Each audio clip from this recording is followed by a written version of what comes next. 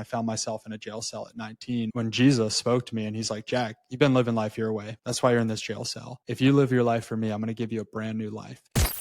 Please don't do the open to work thing. It's almost like if you were dating and you've been single for like 15 years and people are like, what's wrong with this? You're not in demand, but it's not going to help you at all. Red flag number one for me is if you don't have that deep reason why you're doing this. I would never hire someone who's like, all right, welcome back to the SDR Hire podcast. And if you are new here, my name is Stefan, and all we do on this channel is talk about sales, SDRs, account executives, setting, closing, you name it, especially getting into sales, tech sales most often. And speaking of which, today, I'm talking with a guy who is actually an expert in helping people get into tech sales. So Jack Knight has already helped over 200 people get hired and launch their tech careers in tech sales with a 99% success rate. So he started off like most of us, like an SDR, and then he built himself up into a killer SDR manager, from where he became a top coach in the SDR hiring space. And so Jack, man, welcome to the SDR Hire podcast. Finally. Yeah, man, I'm super excited to be here. Thanks for having me, bro. 100%. I've been looking forward to this conversation, man. You're a legend on LinkedIn, and a lot of people kind of quote you and rely on your, the things that you talk about. And I just recently, obviously, when I was going through your profile and preparing for the podcast, I actually saw something interesting. It's like the first sentence on your LinkedIn profile. And it says that at the age of 19, you were in jail, and you mentioned 5 years being a drug addict, dropping out of college twice. And, compared to where you are right now, it's a huge difference. And so can you maybe just give us a little bit of understanding, because probably things that affected your life then have led to where you are right now, right? But maybe you could share a little bit about that. Yeah, 100%. One of the first things I would do with new SDRs I would hire, it was actually a module we had built into onboarding and training. We would spend about 2 hours working on their why. What is your why? What is the thing that drives you?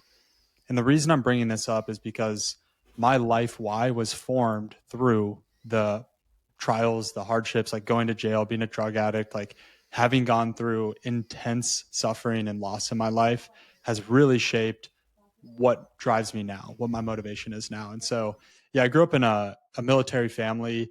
My parents did the best they could. It's just kind of an unstable environment, though, when your dad's traveling every few months, your family moves every 3 years. My mom and dad definitely had their flaws, like with my dad being gone. So I didn't have a super close father figure in that way. He provided, he did a great job, but emotionally I didn't have like the mentorship from my dad. And you being a dad, like you get that, it's important.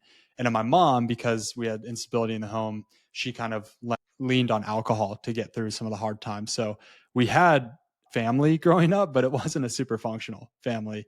And that led me in high school to try to find what the meaning of manhood is. And in high school, you typically look at the seniors to define that. And so for me, it was like, oh, you just go party. Like that's what living life's about. And so that led me on a path to drug addiction, to, living a double life. Really, I have an amazing wife. She was actually my high school sweetheart at the time, but we were two completely different people. With her, I was the very honest, hardworking football player boyfriend, Ed Sheeran, all the things, right? And then when I was not with her, I was lying to her about where I was doing drugs, who I was hanging out with, all the things. And so, yeah, my childhood and even early adulthood was just very messy. And I found myself in a jail cell at 19. It was in that jail cell when Jesus spoke to me and he's like, Jack, you've been living life your way. That's why you're in this jail cell. If you live your life for me, I'm going to give you a brand new life. And being 19 in a jail cell with a whole list of charges I was going to have to deal with, I was like, that sounds good. I'll take that. So I said, yeah. And I got connected with some really good people that invested in me when I didn't feel worthy of investment, because I'd burnt so many relationships. I had just been such a bad person, but I had these people that were like, hey, I see your potential. I see what God has created you for. I want to breathe into that. I want to invest in that. And bringing that full circle to the why, my why has been to give other people the opportunities that I was given when I didn't deserve them. And so that led me into SDR leadership, where it's like, I get to work with these people who may or may not have a traditional background. They might come from really messed up situations. I hired this one girl, Vietnamese immigrant, living in her car. She was one of our best reps I've ever hired. And the point is like in the SDR world, we get such an opportunity to give people a brand new life through the opportunity. And so I feel like in many ways, my why that drives my career is I want to give people the opportunities that I was given when I didn't deserve them. That's very profound. I'm trying to think of a good next step from here. It really sounds like you went through a lot of hardship, obviously to an extent self-induced, but then you didn't really know better, or you didn't really have role models, and like I can totally relate with potentially the father figure type of thing. And then it's funny how it drives the success later in life, at least for some people, but for some people it does not. And so you talk to a lot of SDRs. You've hired God knows how many SDRs in your SDR leadership. I was hoping I could ask this question later, but I feel like it's a good moment. So you said you want to give opportunities, right? Because there are so many different backgrounds of people. Some people use those opportunities and some don't. Have you been like 100% effective when it comes to like choosing who you give the opportunity to, or have there been people who like don't really take up that opportunity to the extent that they should have? It's a great question. And I was told early on in SDR leadership that you won't know if you hired well until like 6 months down the road with that hire. That's when you're going to find out if they were a good hire or not. You can do a bunch of vetting beforehand. You can go with your gut. I was always the manager that hired by gut, and it worked until it didn't. And what I mean by that is I made a lot of awesome hires, and it's because I would focus way more on the internal drive than anything else. I don't care if you've sold or not sold or cold called or not. I don't care. Why do you want to do this? Because this job is very hard, and transparently, it sucks. There's a lot of awesome things about it. Don't get me wrong, right? You get paid really well, you get to work remote, all the things, but it's also a hard job. So why are you doing this? Because if you're doing the job just to do the job, you're going to suck at this thing, and I'm going to have to fire you in 6 months. But if you're doing it because you know the career potential of where this takes you, and you have family to provide for, or you have these very real things in life you're trying to do, I know you're going to be a good hire, because I know when things get hard, you're going to have something to dig into internally. So that's what I would index for.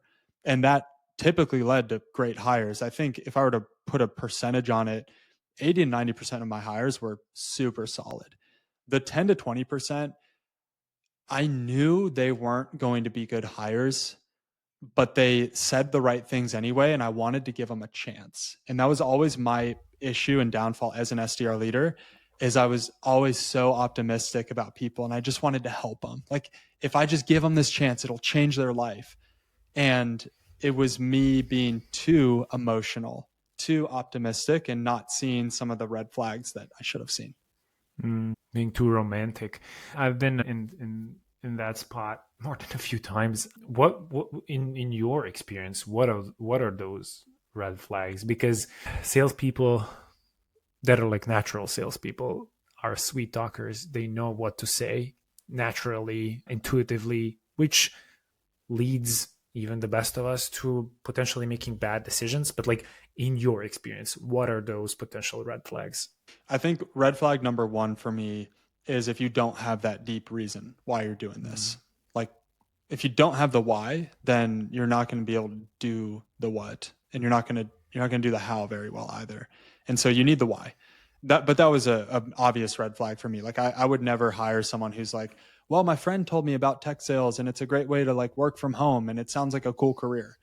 Nope, sorry, not going to cut it. You're not going to do 90 dials at the end of the month because you're behind on quota, and things suck. One of the spicy things, this might be controversial, but I don't love seeing SDRs who have been stuck in the SDR role.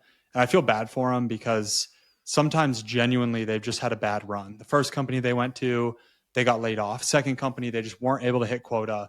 Third company, toxic leadership. Like, I understand all of that.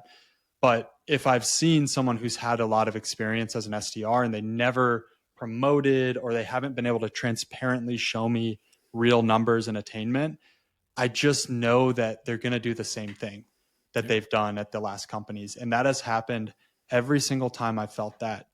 Every single time it's happened where they do the same thing. They get 6 months in, performance starts to really drop, and we have to phase them out. And that always sucks. But that's probably again a spicy topic, one we can get into if you want. But I feel bad for the people who are just stuck as S. Yeah. Any other? No, you need your why, and you need to show me that you can progress in your role and that you're making positive momentum. If you can do that, then I will definitely take a look at you. For the folks that have been long in their roles, I 100% agree. I don't see it as spicy at all, because definitely there are some folks that just had bad runs and like it stacked one after another, and then they didn't really know how to get out of it, and they just needed a little bit of good quality leadership, somebody to show them the way, and then they're out. However, there usually is a reason why folks are stuck in the role for like 3, 4, 5 years. I had a guy like 8 years, but it's totally different outside of the US, but still it's strange. 8 years is quite a lot. And he's had some closing experience, some account management experience, but essentially BDR. Long story short, he really, really didn't work out. And it ended up being like underperformance, just doing the bare minimum, not to get fired, which is kind of what I flagged. And then it was just a bad choice. Yeah. And I knew I had a feeling, but I didn't really follow my gut. And yeah, because they seem like the safer picks at the time, because it's like, well, I don't have to really train them. They know how outreach works or sales loft, whatever. But I think it's that when you're a new SDR, and especially if you're brand new to the industry, you've got a chip on your shoulder. You've got something to prove, and you finally made it to what you think is this holy grail of a career. I made it into tech sales. I've got to go prove myself now. I get to enjoy, like, the people I work with. They're typically working at car dealerships or door to door. They're doing hard freaking jobs, man. Like, they don't get to sit at home behind a computer and make cold calls. They're working all day. And I think once you've done the SDR job, you're now entitled, because you think you know what you do know what to expect. And so you take advantage of it. You don't work as hard. You don't have a chip on your shoulder. You don't have anything to prove, and you're burnt out because the last 3 companies you were at, nothing good happened. Now you're the victim. Yeah. And so that's true. And so that's why my best hires have always been people outside of tech. But I also don't necessarily know what to tell these people to help them. And that's why I think it's spicy, because it's like, I don't want to like come out and condemn a whole group of people and not offer a solution. But it's like, I don't know what to tell them. Like, take accountability, I guess. I don't know. It's always hard whenever we fall into the victim mindset, and it's so easy to do that. Like, I had 4 years of therapy, and I find myself sometimes like, oh, poor me. No, it's like, it doesn't really matter, because I'm the one kind of crafting my fate anyway. But that's the tough part. And so I think that's as good of an advice as any, is just like, take accountability, take things into your own hands. Do you want to do this? Awesome. Do it, and then crush it. And then you'll see a way out. Otherwise, just look for something else. It's okay. Mm-hmm. But like, you have a vast experience when it comes to being an SDR manager. I didn't want to get into this, but like you kind of fired some neurons there. I was like, I have observed something about SDR managers, actually, specifically, which is they become very hushed into their roles, and they stop really having that chip on the shoulder, stop really, at least, I've seen that. They stop really grinding like an SDR usually does. They turn into like, report gatherers and like, people who hire and fire people instead of really being leaders. How did you, I mean, I believe that it's easy to fall into that. And so what has been your experience? Yeah. Like, have you been challenged by complacency? Dude, it's so rampant. And it's honestly because as an SDR, you have a ton of accountability, but as an SDR leader, you don't really have a lot of accountability, especially day to day. It's more just like, hey, in general, how's the team pacing? Cool, we're kind of good. Okay, let me make up 5 reasons why we're not there, and it's your fault. Okay, that buys me another few months on the team type thing. I had the, I guess, luxury or privilege of always being the youngest person on the team, on the leadership team, because I was promoted. I don't know the exact years. I was probably 23 when I was my first SDR leader, then 24, 25. And my co-managers were like 35, 40 in some cases. And here I am, this chippy young, spring chicken SDR that's now a leader. I'm bringing the energy, I'm bringing the fire. Plus, I love people. I genuinely feel like my work is a service that I give to God, truly. And so for me, it's a big deal to get to work every day. And it doesn't always feel like that. You're tired, whatever. But I was a young person who had imposter syndrome like crazy. So I had to wake up every day and prove that I belonged at that company. So that helped me. But to your point, I have seen that every company I've been to. And it even up to the director and the VP and even the CRO level, where it's like, y'all have just stopped caring. It feels like you found a good company that's letting you coast. You have enough of a relationship or relationship capital where you're good, and you actually don't really care about taking us to the next level, about improving things. You're good with status quo. And that would frustrate me as a young leader, because I'm like, hold on, I'm busting my butt out here, I'm proving myself, and I'm looking at Sally over on the other team, and it's like, what are you doing for your reps? Like, what? And yeah, it's true, man. It's true. I think it's easy to get entitled but burnt out at the same time. For sure. For sure. Because I suppose it goes back to the why, whether you didn't have it in the first place or you kind of forgot about it. It changed midway, which is still fine. And then that fire gets kind of snuffed out, which in your case, I don't see it happening at all. And it seems like you've only progressed. As I've seen, you've been in like 3 companies, an SDR manager, and from there you started your consultancy. And so maybe you could just give us a little bit of context. What has led up to you starting the SWORD advisory coaching business? Yeah. And what steps have happened and have taken you to that spot that you are kind of comfortable in doing a coaching your own business. Yeah, a lot of discomfort, as you know, Stefan, Mm. having your own business, but it started organically, which is super cool because I lived it. So I got into tech, and then I promoted to leadership. And as I was just living my life as an SDR leader, I actually had a friend reach out like, "Hey, Jack, how do I get into tech sales?" And I jumped on the phone with him. We talked for like 3 hours. I told him everything because I was a manager. I knew everything. Like, you got to interview this way, you got to present your resume this way, so on and so forth. And he got a job very quickly, and it was like, that was cool. And then I had another friend reach out a couple months later, same thing happened. We got him a job really quickly. And I had it happen 3 more times, 5 people total, where I just got them into tech sales, but I was on the phone for 3 hours every time. So I got smart one day, and I was like, I'm just going to write down the process of what I say on the phone. Looking back, if I had AI, this would have taken a lot quicker, but didn't have that. So I basically built this very rough, duct tapey Walmart style guide of just like, this is super low quality, but this is what you do. And I was able to give that to a few people. They got jobs. And I was like, this is all so interesting. I then formalized it more because at that point, I had started to, as an SDR leader, post about open SDR positions on my team. And I would include that as a resource at the bottom of my posts. Like, hey, if you're trying to break into tech, go click this thing. Not thinking of it as a business at all. Then I moved to Florida. My buddy, he's an online fitness coach, and he shares this whole model with me that people will pay me to coach them to get into, in his case, fitness, in my case, tech sales. And then a few divine things happened for sure, just confirmation that this is what I was supposed to do. And yeah, August 3rd of 2024, last year, I put in my 2 weeks with my SDR leadership company and decided to go all in on this, and I've been doing it ever since. That's beautiful. What were those divine things? Yeah. So one of them was I was working as an SDR leader.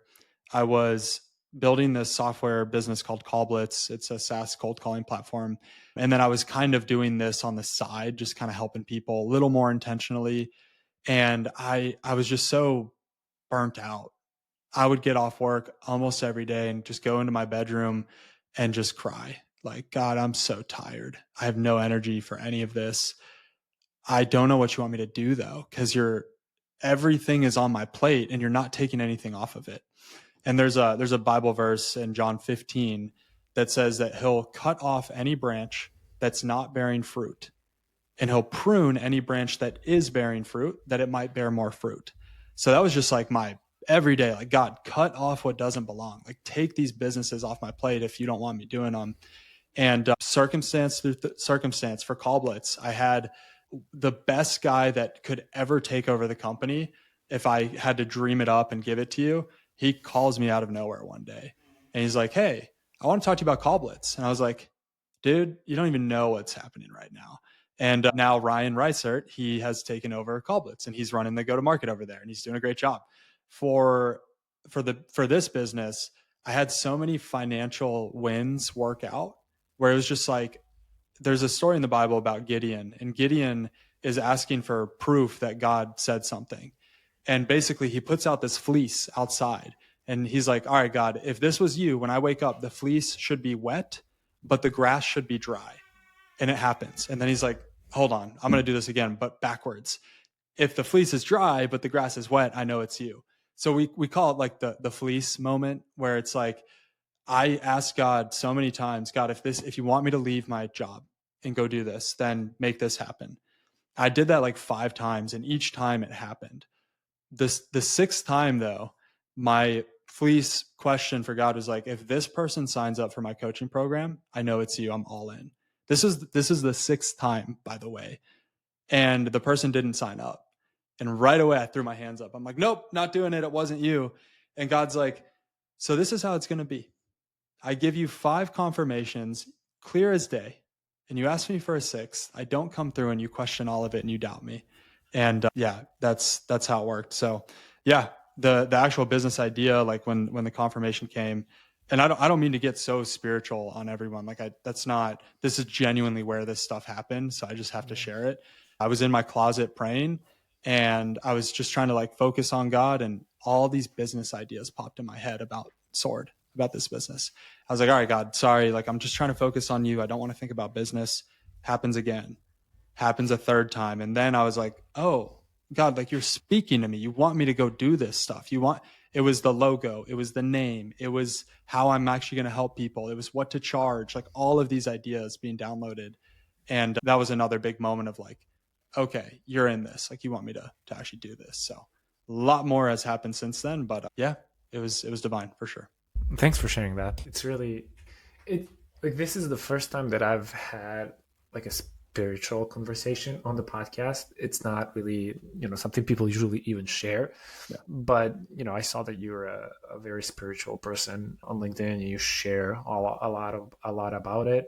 And you keep mentioning, and so I was really curious. It sounds like you spend quite a lot of time actually dedicating yourself to God and prayer. How do you even juggle everything these days? And we spoke about this offline before we started, but like, focus, regardless of what you do, right? Focus is super hard. You have a child now, obviously your wife, now your business, God. How do you juggle everything? Like, what's taking up the most time? I don't do it well. We were talking about Hormozy earlier, Stefan, I think before recording. I think it was him, and I'm sure he got it from somewhere else, but there's this idea that we're spinning these plates all the time, Mm-hmm. and there will be a plate that is not getting spun and will fall and crash. And I really believe that's how life is, where you can only maintain a certain amount of priorities at the same time. And it's actually much less than I think we can do. For example, relationships, work, physical, spiritual. Maybe you've got a hobby on the side and you add like friendships, you add extracurricular events. Realistically, we could probably only prioritize like 2 to 3 things at most at the same time. And so I've kind of accepted, I'm a very perfectionist minded person, but I've kind of accepted that something will always be crashing. And I just have to almost be juggling the plates to bring that thing back in circulation, breathe into it, give it some life, and then it'll come back around again. And so there's been times where I've put the gym on the back burner. There's times where I've definitely put my faith and walk with God in the back burner. There's times where I put my relationship with my wife on the back burner, my time with my kids, whatever it is. And the interesting thing though, is I've never put work on the back burner. And it's because of fear and anxiety. And it's because I believe that work is my provision. If I do not work, I will not be provided for. And it's just interesting how my priorities, because as a Christian, like my priorities are God, marriage, kids, then work, then everything else. Truly. But I live backwards all the time. I'm like, work, then kids, then maybe marriage, then maybe God. And I'm not good at it. I'm not good at prioritizing that stuff. What usually happens is stuff falls apart. I freak out. And then I have this reset with my wife and with God, where they're both like, Jack, you're a dum-dum. Here's the blueprint. Follow the blueprint. We got you covered. And so it's usually a place of pain that brings me back to the right focus. That's on the deep kind of philosophical level. The tangible thing, though, that really does help me is my calendar. I time block. So, Yeah, I guess another good habit from the SDR days. But I wouldn't really, I mean, if you don't mind me kind of giving an opinion, please. Yeah. It's, I 100% agree with you in the sense where you kind of put the work first. Like it is the thing that is providing for everything else. Like it is giving you purpose. It is giving you money to live off of. Like it's not a bad thing. It is giving you energy to look forward to the time you spend with your wife, with your kids, right? And so I don't like you said you're living life backwards. I don't feel like it is backwards. It's actually just like God and your family are still first from what I hear from you. It's just that they just don't take up as much time because work has to take up more time than potentially something else in order to provide for everything that we. And so it doesn't sound to me like you're doing anything backwards. As on the contrary, like it feels very natural. And hopefully you get at some point, if that's your wish, to a place where you won't even have to work. But on the other hand, again, work is actually giving to, right? I mean, that's what you're doing. You're serving, and you talk about servant leadership as well, which is what you do, right? You help people. I appreciate that encouragement because you're right. Like it can be a fine line between, am I striving, working because I don't trust that I'm going to be taken care of, or am I working from a good place of, hey, I'm adding value to people, I'm doing what I'm supposed to be doing, and the rewards of that will follow. Then the other concept I've been having to learn as I'm 29 years old now, I'm still relatively young, but I'm old enough to not be like 20 and think I know everything, is this concept that good things take time. And it sounds so cliche, but I'm 1 year into this business and I've done a lot in a year, but it doesn't feel like enough. I always feel like I should be in the next season and I should have this built and this done. And I talked to my buddy, he's 4 years into his business and he's like, dude, I feel the same way, but I'm 3 years ahead of you. So that feeling you have, just understand that Rome wasn't built in a day, all the tropes, right? We all hear, but it's true. It's like, I built a lot in the first year. I know that 3 years from now, my business will look different and I'll be able to reap more of the rewards of what I built. So I've been in this game for 4 years. I feel like I've done things very backwards. I feel like I haven't moved at all for the last 4 years at all. Like literally, although I know, like I've seen empirical evidence, but I still feel like it. And I don't think that it goes away ever. Just how we look at it changes, I suppose. And so, you already have a couple of kids, a great marriage, a great thriving business that is doing so well compared to when you started it. So it's just beautiful to watch something like that. And so, kudos to you, man. Speaking of your business, what is Sword Advisory? We kind of, tiptoe around it, but like, what is Sword Advisory?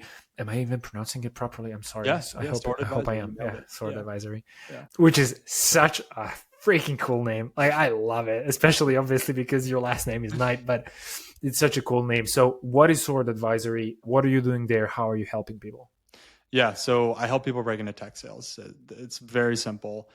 It's such a competitive field, as we all know. And the way 99% of people go about it is the wrong way. People put in applications, they network, and they try to get hired.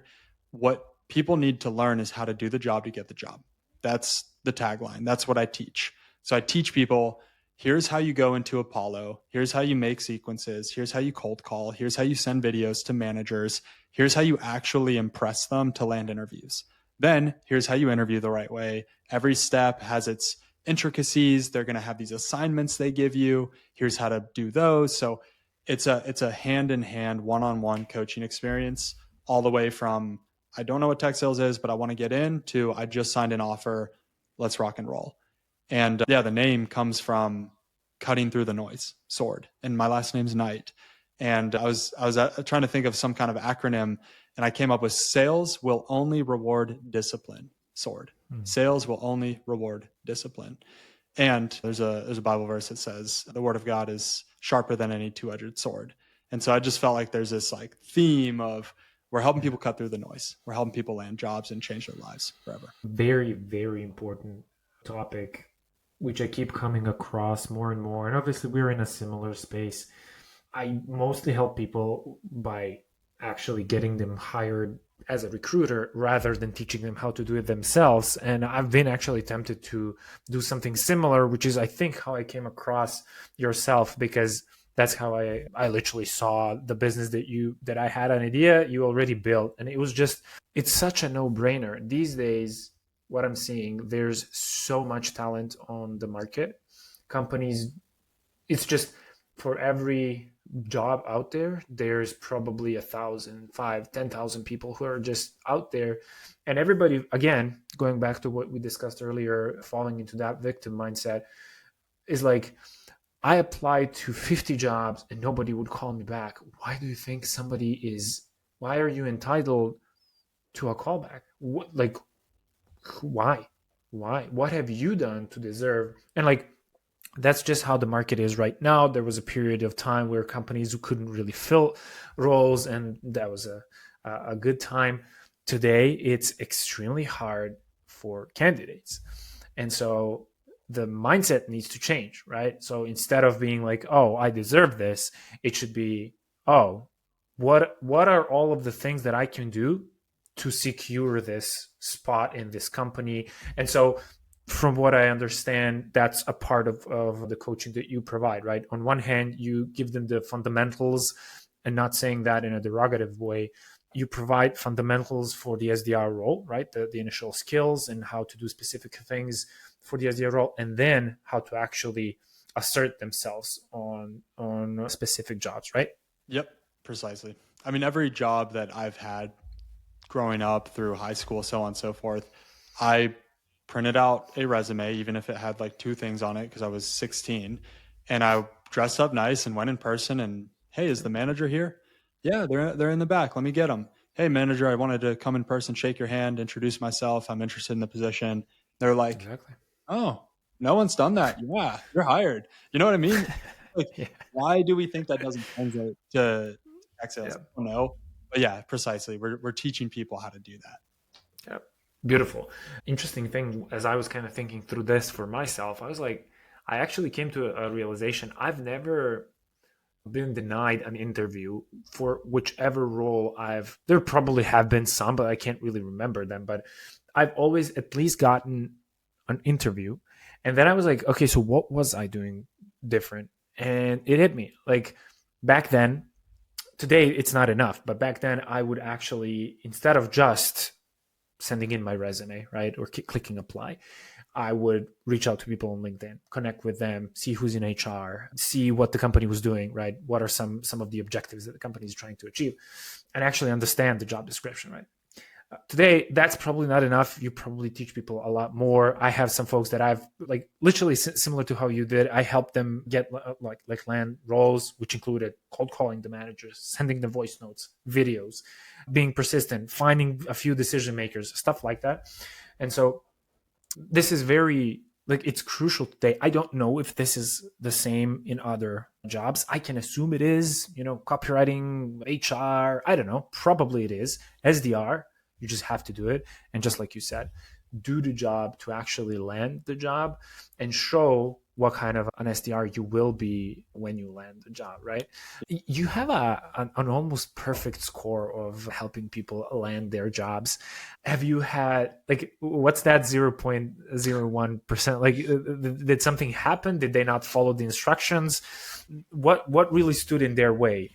It's so funny. I was talking to ChatGPT about this. This is hilarious. ChatGPT told me for legal reasons I shouldn't put 100. Makes sense. But actually it's 100%. And what I mean is that sample size is of compliant clients, meaning Yes. they followed the steps, they did the end of day check-ins, they applied to the right amount of jobs. So I have people in my program that, it took them 9 months while for 3 months, they disappeared on me and they got distracted, whatever. But yeah, I guess technically it's 100%. I've got the data that proves it. But ChatGPT was like, for liability reasons, you should say 99. I should say 99.99999%. Yeah. So, I saw. By the way, your disclaimers are beautiful. I read through them. I was like, this is smart, because essentially what we really want is them to follow the steps, because only by following the steps will they actually achieve the results that you're promising.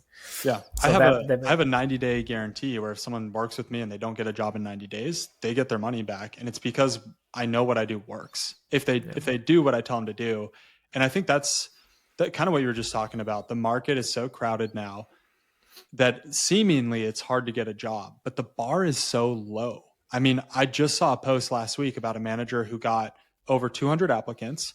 One person called, and it was from someone from SWORD. That's it. Exactly. And so you're talking about other industries too. If we're not even cold calling people for jobs in sales, I know people aren't cold calling for copywriting or marketing. And it's like, man, if people could learn this skill, I've thought about the long-term SWORD. 10 years from now, we're doing all the verticals, right? Because when's the last time a digital marketing agency got a call from someone interested in the position? Exactly. That's actually what's missing, I think, because we can automate most of the things today. We can kind of hack our way into whatever, right? Thanks to ChatGPT, AI in general, automations, YouTube, you can learn anything. But really, like lifting up your sleeves and actually like digging in with a hard skill like cold calling, that's really cool. Like, how amazing would it be if, just like you said, like imagine a copywriter who's like, hey, wanted to make sure I grabbed your attention. My name is Stefan. I saw that you're open for a copywriting position. Obviously, I can send in my resume and my sample work. I wanted to give you a quick call and introduce myself. Like, that would be such a crazy idea. That would be so cool. Hope somebody gets inspired by this and actually does it and tells us how it went. All right, so I have a couple more questions that are in regards to the quality of SDRs and what's needed today, not to land a job, obviously we covered that, but to be successful in the job, and then we can start wrapping it up. Sound good? Yeah, let's do it. Okay. So, you talk to a lot of SDRs. I talk to a lot of SDRs, and obviously as an SDR manager, you did so as well. And the SDR role has changed significantly today compared to, well, not necessarily, but like it had ups and downs, right? And so what do you see being different today with the job compared to maybe 5 years ago? It's a really good question. I think 5 years ago you could hide in the herd very well because teams were bringing in 10, 20 SDRs at a time, throwing them all in sales loft, and everyone's just going ham, right? Super high volume based. But ever since, the last 2 years, the economic conditions and all the layoffs happened in tech, everyone is really watching SDRs now. It's starting to warm up again, which is great. But I think there's no hiding anymore. It's like if you suck, you suck. You're not gonna be on the team, right? So that's probably the biggest change. Is I think there was a lot of average, mediocre talent on the market, and now it's much more cutthroat. Not in a bad way, but just in a black and white way of, are you actually adding value to the org or are you not? Yeah. Would you agree? Disagree? Actually, 100%, and I actually like that because if you think about it, SDR has been a cushy job up until recently. From my perspective, when I started, it was a cushy job, meaning like, you could hide in the herd. That's a beautiful way to put it. And today it looks more like, an affiliate cutthroat performance role. Not really, but it's more like it, because if you are not performing, you will not be here, because I don't have a reason to keep you on. Like, I don't care if you have potential. Like, I need that potential today. And it's fine if you're really trying and I see progress, but if not, there's really not a lot to talk about. I 100% agree with you, man. That's a good point. Yeah. And then so what are some things that are stopping people from actually becoming good candidates? Like, you must have seen something that is like, okay, this person has no chance. Like, what are those things that are stopping people from being successful as SDRs? Yeah, two obvious ones that come to mind. One is don't do the open to work banner. The reason is it makes you look like you're a victim, and it's like you're waiting for people to give you handouts and stuff. I have a lot of content around this separately, so I don't need to rail it too much, but yeah, please don't do the open to work thing. It just makes you look like, it's almost like if you were dating and you've been single for like 15 years and people are like, what's wrong with this person? Like, you're not in demand, right? Yep. And so don't do that. It's not going to help you at all. The second thing I see, which cringes me out a lot, is when job seekers are posting in a negative way. Like, I've seen some good posting, like, hey, I cold called 13 managers today, talked to one, got an interview. If you're looking for an SDR, I'm your guy. I like that. That's cool. But it's more like I've been applying. I put out 50 apps. No one's gotten back to me. Why is it so hard to break in? I need to do this because my kid is hungry. So, and it's like, all right, hold on. Like, if you don't know what you're doing, then I can have grace for you. But like, let's figure out what we're doing so we can stop doing that. Right. So those are the two super obvious ones. And then the third one that 99% of the market is currently doing, and that's why they don't have a job, is they're just putting applications in. Exactly. Same. I mean, I have not talked about the banner before, but it really, really, really bothers me, and it bothers me even more when I see a post and it has like 3,000 comments, and everybody's like commenting for reach and helping this person get hired. And here I am, and I actually feel bad a little bit, because I'm like, should I be feeling like this? But I am feeling. I'm like, you're not helping yourself. Like, I don't have the confidence that you are actually good, because I mean, I'm sorry that you're in this spot, and I really wish you can find something really fast and like take care of your kids. But like, I'm not sure that's a good way. And so, yeah, that's relatable. It signals to me as a manager that you're going to put yourself in a victim mindset. Because I understand, like, if you're that desperate, okay, you're on LinkedIn, I get it, life's falling apart, I understand. But it's also like, what impression is that giving to your future employer? Yeah. So, exactly. And also on the open to work thing, there's a setting, you can just ask AI or Google it. You can hide it from the public and you can keep it on for recruiters. And so I actually recommend my clients do that, because then recruiters can find them, but at least publicly, they're not looking like they're, desperate for a job. I like that.